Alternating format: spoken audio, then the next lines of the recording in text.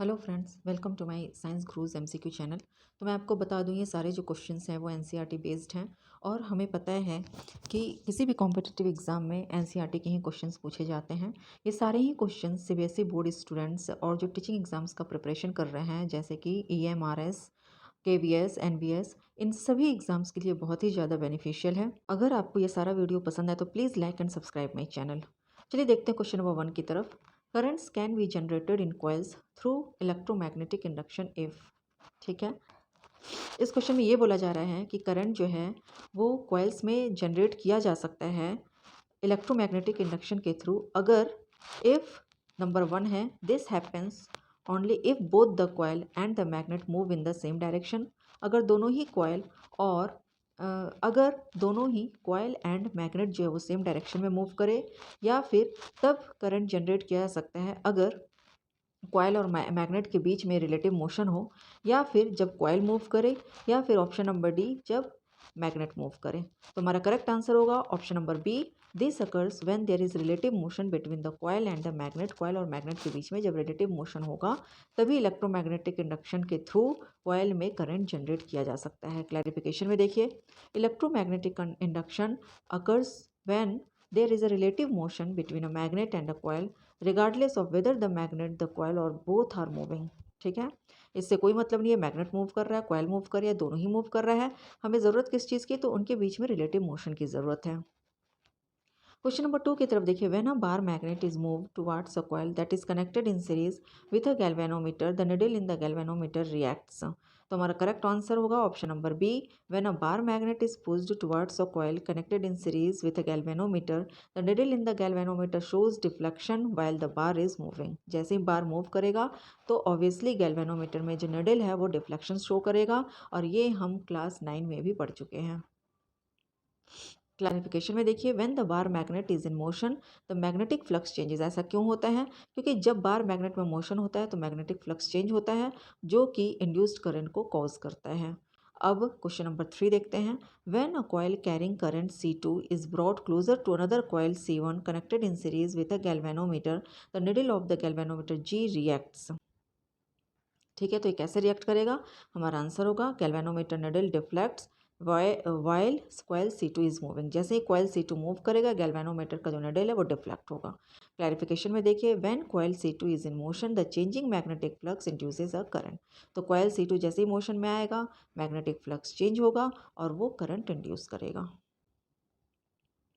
Question number 4 में देखिए, when the tapping key connected to coil C2 is pressed and then release the galvanometer connected in series with coil C1 reacts. हमारा correct option होगा the galvanometer needle deflects when there is variation in the current flowing through coil C2। ये previous question number 3 जैसा ही है, लेकिन देखिए question को कैसे घुमाया गया है, आंसर हमारा सेम ही है। क्लैरिफिकेशन में देखिए, when the current in coil C2 changes it causes a change in the magnetic flux which in turn induces a current in coil C1। तो जो भी जो कैंडिडेट्स टीजीटी एग्ज़ाम दे रहे हैं उनके लिए ये बहुत ही ज़्यादा बेनिफिशियल है, क्योंकि टीजीटी एंड पीजीटी में फिज़िक्स एंड केमिस्ट्री के ये पोर्शन को पूछा गया है। फिज़िक्स का जो इलेक्ट्रोमैग्नेटिक इंडक्शन है, ये पोर्शन आपका टीजीटी एंड पीजीटी में पूछा गया है। तो ये सारे क्वेश्चंस आपके लिए बहुत ही ज़्यादा बेनिफिशियल है। अब हम देखते हैं question number 5, the magnetic flux phi B passing through a surface S is defined as. तो हमारा सॉल्यूशन होगा ds। तो ds जो है वो रिप्रेजेंट क्या करता है? ds represents the area of an element of any arbitrary shape and the magnetic field at this element is bb, then the total magnetic flux through the surface is calculated by adding up the contributions from each individual area element। Question number 6 देखिए, according to फाराडेज law के according अगर हम देखें तो हमारा correct option क्या होगा? हमारा करेक्ट ऑप्शन होगा option number B, the induced EMF in a circuit is determined by the rate at which the magnetic flux through the circuit changes over time. Clarification में देखिए, the induced electromotive force in a closed circuit is equal to the negative rate at which the magnetic flux through the circuit changes over time. Question number 7 में देखिए, according to Faraday's law for a coil having n turns the total induced EMF is given by. Faraday's law के according किसी भी coil के लिए अगर उसमें n turns है, total number of turns n है, तो उसमें टोटल इंड्यूस्ड ईएमएफ क्या होगा? तो हमारा करेक्ट ऑप्शन होगा option number 3, total induced EMF होगा E is equal to -n d phi by dt। Clarification में देखिए, the number of turns of a coil in an electromagnetic system, जो number of turns of coil electromagnetic system में वो directly affect करता है induced electromotive force को, that is EMF को, और वोल्टेज को across the coil. Faraday's law of electromagnetic induction वो बताता है, स्टेट करता है कि जो इंड्यूस्ड ईएमएफ है कॉइल में वो डायरेक्टली प्रोपोर्शनल है किसके, तो rate of change of magnetic flux passing through the coil. When you increase the number of turns in a coil, you effectively increase the amount of wire present in the magnetic field. This results in a greater interaction between the magnetic field and the coil, leading to a stronger induced EMF. Mathematically induced EMF ई जो है वो coil में, वो formula उसके लिए क्या है, तो minus N D phi by D T, जिसमें कि ई को हम रिप्रेजेंट करते हैं ईएमएफ जो कि वोल्टेज होता है, ठीक है, और एन को कहते हैं number of turns in the coil, D phi by D T जो है वो rate of change of magnetic flux है इन वेबर्स पर सेकेंड। अब फॉर्मूला के according you can see that the induced EMF जो है वो डायरेक्टली प्रोपोर्शनल है number of turns in the coil. Therefore जैसे हम कॉइल में नंबर ऑफ टर्न्स बढ़ेगा उसके कारण क्या होगा कि जो प्रोपोर्शनल इंक्रीज है इंड्यूस्ड ईएमएफ, ठीक है, प्रोपोर्शनल उसके कारण क्या होगा कि इंड्यूस्ड ईएमएफ में प्रोपोर्शनल इंक्रीज होगा, ठीक है। ये रिलेशनशिप जो इम्पॉर्टेंट होता है किसमें, तो design and optimisation of electromagnetic system. ये रिलेशनशिप बहुत ही ज़्यादा इंपॉर्टेंट है जब इलेक्ट्रोमैग्नेटिक सिस्टम को हम डिज़ाइन करते हैं या ऑप्टिमाइज़ करते हैं। इलेक्ट्रोमैग्नेटिक सिस्टम का मतलब क्या हुआ, तो इलेक्ट्रोमैग्नेटिक सिस्टम का मतलब है जैसे ट्रांसफार्मर्स, जनरेटर्स, इंडक्टर्स, इनका जब हम डिज़ाइन या ऑप्टिमाइजेशन करते हैं तो ये जो रिलेशनशिप है इंड्यूस्ड ईएमएफ और number of turns of coil के बीच, ये बहुत ही ज़्यादा इंपॉर्टेंट होता है। अब क्वेश्चन नंबर 8 देखते हैं। कॉइल C1 एंड C2 जो है वो स्टेशनरी है, ठीक है। C1 जो है सीरीज में कनेक्टेड है with A small Diwali bulb, while C2 जो है वो बैटरी से कनेक्टेड है। अगर कनेक्शन सडनली ब्रोक हो जाए तो क्या होगा, हमारा आंसर होगा ऑब्वियसली, ये हम 9th क्लास में भी पढ़ चुके हैं कि the bulb lights up briefly और मोमेंटरीली, ठीक है। तो इसमें क्या होगा, अगर ऐसा होगा तो मैग्नेटिक फ्लक्स में चेंजेस आएगा और वो मोमेंटरी करंट इंड्यूस कर देगा।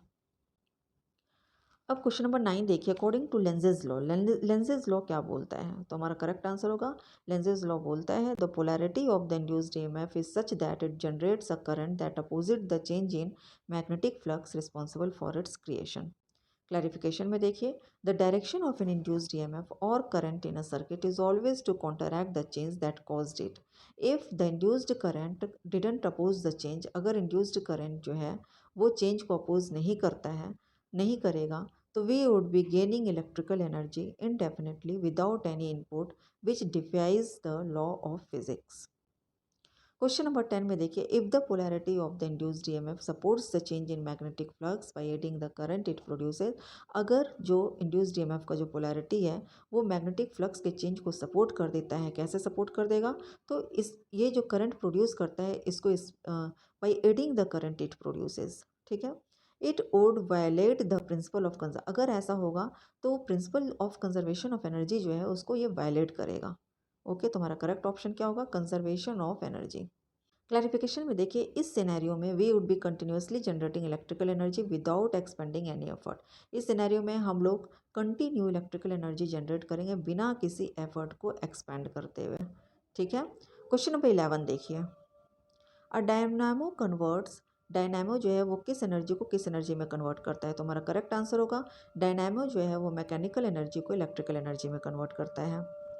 क्वेश्चन नंबर 12 में देखिए, when the radius of a coil of wire position perpendicular to a uniform magnetic field with flux density B increases from R1 to R2 over time T, the induced EMF in the coil can be calculated, तो हमारा correct answer हो जाएगा option number C.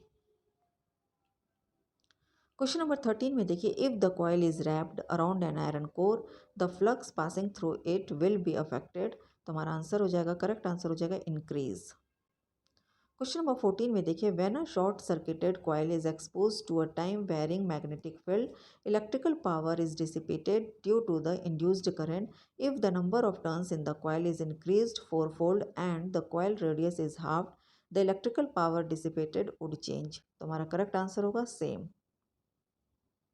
Question number 15 देखिए, when a conductor 2 meters in length moves perpendicular to a magnetic field with a flux density of 1 Tesla at a velocity of 12.5 meter per second, the induced electromotive force EMF in the conductor can be determined, कितना induced electromotive force होगा, तो हमारा correct answer होगा 25 volt. Question number 16 में देखिए weber is the unit of, weber किसका unit होता है? तो अभी हमने प्रीवियस क्वेश्चन में देखा है वेबर जो है मैग्नेटिक फ्लक्स का यूनिट होता है। क्वेश्चन नंबर 17 देखिए in the context of inductance the current is directly proportional to something. अगर हम इंडक्टेंस की बात करें तो ऐसे केस में करंट जो है वो किसके डायरेक्टली प्रोपोर्शनल होता है? तो हमारा करेक्ट आंसर हो जाएगा मैग्नेटिक फील्ड। क्वेश्चन नंबर 18 देखिए transformers operate based on a fundamental principle. हमारा करेक्ट आंसर होगा म्यूचुअल इंडक्शन। क्वेश्चन नंबर 19 देखिए when two coils with inductances of 8 mH and 18 mH and a coupling coefficient of 0.5 are connected in series aiding the resulting total inductance can be determined। resulting जो total inductance होगा वो कितना होगा? तो हमारा correct answer होगा 38 mH। Question number 20 due to the establishment of a magnetic field inside the gas and the resulting forces acting on the moving ions the gas will exhibit a certain tendency or behavior। तो हमारा correct answer क्या होगा? Contract. तो अगर आपको मेरा ये video पसंद आया तो please like and subscribe my channel, और मैं ऐसे ही मोस्ट इंपॉर्टेंट क्वेश्चंस जो आपके टीचिंग एग्जाम्स, बोर्ड एग्जाम्स सभी के लिए बहुत ही ज़्यादा इंपॉर्टेंट है, ऐसे ही मैं ढेर सारे क्वेश्चंस लेकर आऊँगी। आप मेरे चैनल पे बने रहिए, क्योंकि अगर आप ये सारे वीडियोस देखते तो आप इजीली अपने टीजीटी पीजीटी टीचर्स का एंड बोर्ड एग्जाम्स में इजीली अच्छा स्कोर कर पाएंगे।